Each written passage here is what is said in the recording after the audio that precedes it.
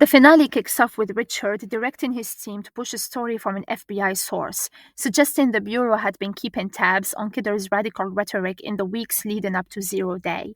Soon after, news breaks that Kidder has been found dead, an apparent suicide. Alexandra confronts Richard, asking if they had a hand in it, but he insists Kidder had the means and motive to do everything she was accused of.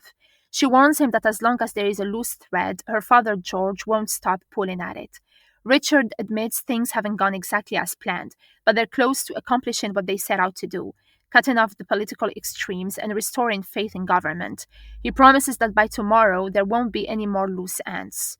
Meanwhile, George is briefed on how Kidder modified the NSA's design, spreading malware through automatic updates to 80% of American phones. The virus then jumped between devices via Bluetooth, USB, anything it could latch onto. The code itself was sophisticated, driven by AI that learned and adapted to new systems. George questions whether Kidder could have pulled this off alone. His advisor Tim insists she had the skills, a handful of die-hard loyalists, and a grudge against the government. She didn't want to lose control of her tech, so she burned it all down instead. But George isn't convinced, especially since she supposedly killed herself. Just then, Alexandra calls her parents, saying she's coming to see them, and warns them to be careful. Right after, another cyber attack hits, plunging the country into a full blackout. This time, the power doesn't come back on. As chaos unfolds, Secret Service agents rush to evacuate George and Sheila, warning of an extremist threat at their location. Protesters swarm their car, smashing the windows, when an explosion takes out another Secret Service vehicle. The agents rush to help, only to be caught in the chaos. George and Sheila are trapped until a team led by Jeremy arrives guns blazing to disperse the mob.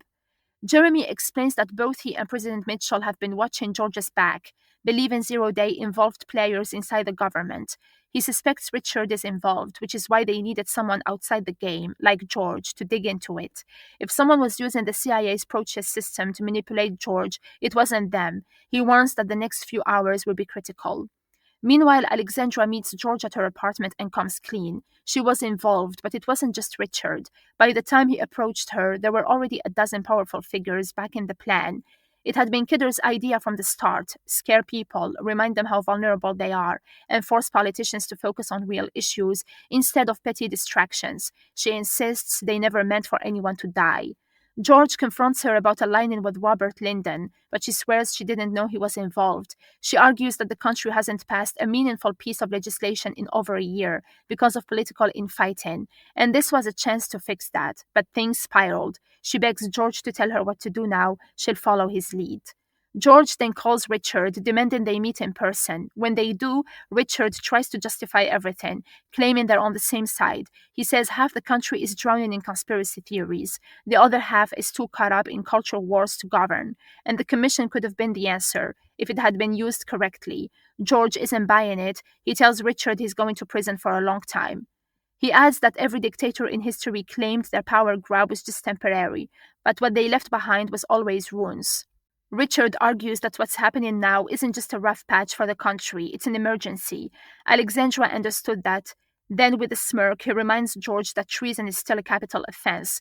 If George pursues this, his own daughter could face the ultimate consequence. Later, President Mitchell visits George, apologizing for dragging him into this, especially now that it's so personal. She tells him the public trusts him, but suggests that sometimes protecting the country means bearing the weight of a guilty conscience. They could pin this all on Kidder and walk away. George asks if it bothers her that the truth might never come out. Mitchell shrugs it off. Richard is already telling the reporters he's retiring, and as for her, she wants a second term. Cleaning up this mess just made that a whole lot easier. She assures him that she still has good work to do, mistakes to correct. 4 more years will be enough time for unfinished business. George receives a letter from Alexandra and heads to Capitol Hill for his speech. He starts with a prepared statement blaming Kidder and Lyndon, but then he stops. Instead, he pulls out Alexandra's letter and reads it aloud. In it, she confesses to betraying her oath, getting lost in the chaos, and realizing that silencing voices isn't the answer. The only way forward is through hard truths, not hiding from them. She announces she will turn herself in and face justice. Then George drops the bombshell. Zero Day was an inside job. Speaker Richard Dreyer was behind it, along with several other members of Congress from both parties. He names them all. He makes it clear the commission ends tonight, but the fight for justice doesn't. He urges Mitchell to use every tool at her disposal to root out the rest of the conspirators, no matter who they are. Richard, watching from the chamber, spits an insult at George. You've destroyed the country. Later, George returns home and burns the manuscript of his memoir. The news reports on Alexandra's arrest. The next morning, he goes for a run. Alone, he stops and looks out over the Hudson River.